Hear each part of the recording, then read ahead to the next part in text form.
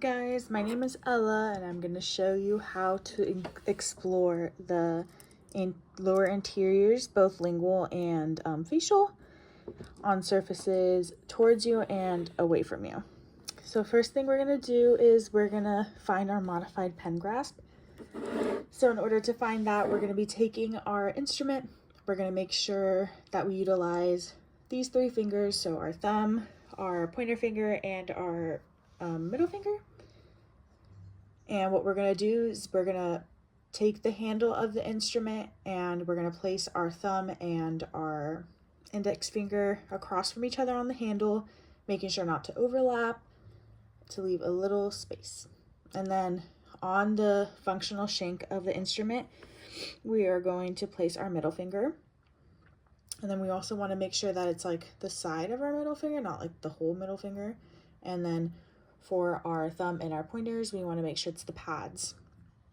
And then we want to also make sure that as we're doing this, the instrument remains by the third knuckle.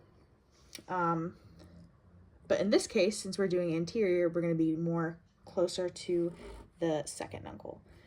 So that's how we would find our modified pen grasp. And then when we're fulcruming, we would extend our ring finger and straighten it out. And then that would be what we were using for our fulcrum. And we always want to fulcrum 2 to 3 teeth away from our tooth that we're working on. So when we are working on the anteriors, to find the correct working end, we simply place, we want to make sure that the instrument is parallel to the long axis of the tooth. And then we would place it so that we can see if the working end aligns with the tooth and wraps around the tooth.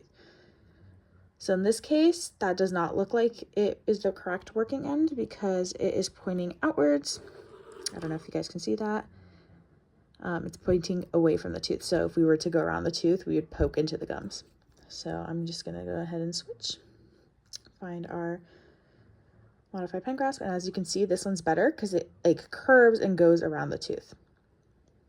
Okay, so for surfaces working towards us anteriorly, we would sit at an 8 o'clock position, sometimes 9 o'clock. And as you're sitting as a clinician at an 8 o'clock position, you would start, this would be facially, make sure you can see, you would start with tiny oblique strokes, and what you're going to be doing is rocking.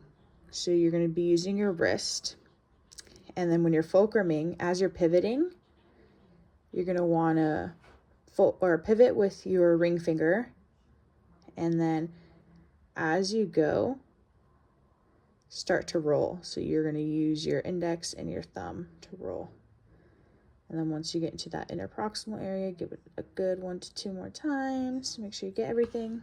So that's what activates that lateral motion, is the rocking. So you're going to go to 1 o'clock, back to 12 o'clock, elbow in, roll. 1 o'clock, back to 12 o'clock, elbow in, roll. And you're just going to do that motion.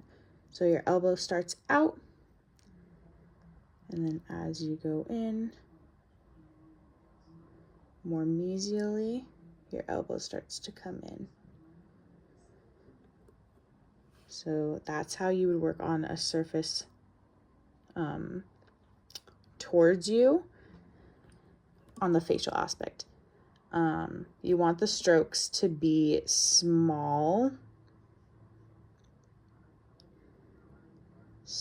steady strokes.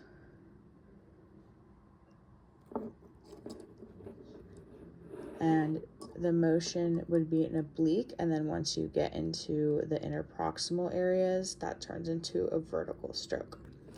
Now, if we are working on areas that are towards us, but lingually, you would introduce the mirror, And then you would do the same thing for the working end. So now that we're doing the surface away from us or towards us, but lingually, you would switch to the other side because this one wraps better around the tooth. So same thing, except for this one, your elbow would start in, and then as you go towards the interproximal area, your elbow ends up out. That one's kind of hard to show, but same thing, just lingually and different elbow motions. Now, when you're pivoting, you're using your ring finger, like I said, and to keep your tip adapted to the line angle of the tooth, you want to use your thumb and your pointer finger to roll. Now, when you're working on areas that are away from you anteriorly, you're going to want to sit at an 11 o'clock to a 1 o'clock position. So I'm going to start at lingually away from you. So same thing, you would find, I don't even know if you can see. You would find the correct working end. So you can try both sides to see which one's better, and you can see this one hugs the tooth better. So you would start with your elbow out, small strokes. You're going to want to make sure you're not finger pulling and using your wrist. And as you get into the interproximal area, you're bringing your elbow in and really making sure to get into that interproximal area. Small, steady strokes. And make sure when you're doing it, you're only using about 1 millimeter of the working end, the tip. Small, steady. Make sure you roll as you get to the interproximal areas. Yeah. And then when you are doing the facial, but areas away from you, same thing. You're going to want to use your mirror. This is kind of a hard angle to record at, so I'm just going to demonstrate like what you would do. Obviously, you just use this end, so you'd flip it over to make sure that this working end is correct. And then same thing, you'd use your mirror and same thing, steady strokes, except as you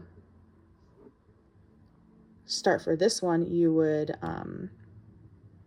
start with your elbow in and then it goes out. So the purpose for the goal of exploring is to detect anything. So you would want to detect any calculus, you want to know the tooth anatomy, any vocations, anything like that. And really the goal of exploring is to detect any calculus subgingival. All right, thank you guys.